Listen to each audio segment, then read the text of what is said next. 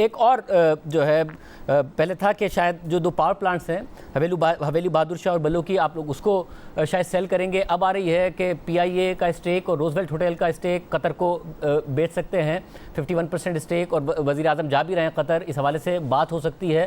پھر یہ خبر آئی کہ آپ کا اور سعد رفیق صاحب کا اس پر بہت شدید اختلاف ہو گیا. انہوں نے تو کہا کہ روزویلٹ ہوٹل یا پی آئی کی پرائیویٹائزیشن کی اس طرح بات ہوتی ہے تو میں وزارت چھوڑ دوں گا. یہ درست ہے؟ نہیں، کوئی وزارت چھوڑنے کی نہ انہوں نے کہا ہے نہ میں نے کہا ہے. اب ہم دونوں کا اختلاف ضرور تھا، لیکن سعد رفیق میرا بھائی ہے اور میں اس کا بھائی ہوں، اور ہم میں بڑا بہت پیار ہے، دوستی ہے. ایک تو یہ والی بات ہو گئی. دوسری بات یہ کہ پی آئی اے کا فیصلہ اور روزویلٹ ہوٹل کا فیصلہ ابھی نہیں ہوا ہے کہ اس کو ہم نے کیا کرنا ہے، اس کے بارے میں بھی کوئی بات نہیں ہوئی ہے. وہ ایک ایویشن کے اوپر کسی نہ کسی دن پریزنٹیشن ہونی تھی، وہ نہیں ہوئی ہے.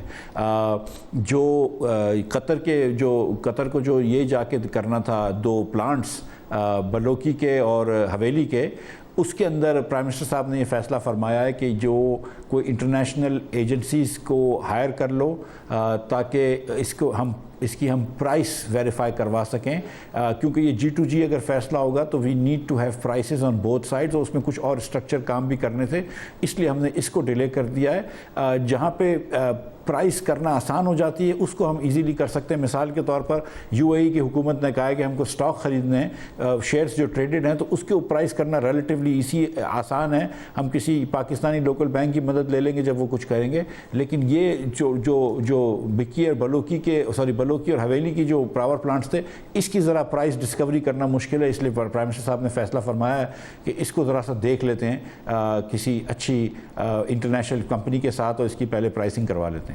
تو پھر قطر سے کیا ملنے کی امید ہے؟ کہ ایک long term L N G کی ڈیل بھی کوشش کریں گے؟ اتنے ہائی ریٹس ہیں، ابھی تو آپ اسپاٹ پر ایل این جی نہیں خرید پا رہے ہیں، اتنی زیادہ مہنگی ایل این جی ہے. کیا اس ہائی ریٹس کے سینیریو میں کہ کوئی ایل این جی ڈیل بھی کریں گے اور اس کے علاوہ کچھ ملنے کی امید ہے؟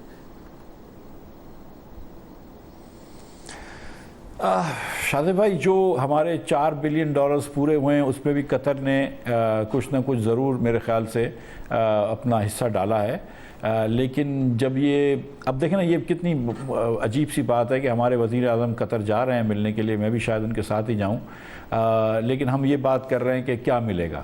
اور اس کی وجہ یہ ہے کہ ہم نے ابھی جا کے $48 بلین کا ٹریڈ ڈیفیسٹ کیا ہے. اس کی وجہ یہ ہے کہ ہم نے $17 بلین کا ہم نے کرنٹ اکاؤنٹ ڈیفیسٹ کیا ہے. تو ہم کو یہ کس تک کب ہندوستان کا وزیر اعظم جب جاتا ہے قطر تو وہ یہ نہیں سوچتا ہے کہ مجھے کیا ملے گا، وہ تو ٹریڈ کی بات کرتا ہے. ہم یہی بات کر رہے ہوتے ہیں کہ ہمیں کیا ملے گا. تو اب کچھ چیزیں بیچنی پڑ رہی ہیں تو بیچیں گے یا جو بھی کریں گے، لیکن at some point Pakistan has to grow up and start talking about trade and exports, and not just کہ ادھر سے کچھ مل جائے ادھر سے کچھ مل جائے.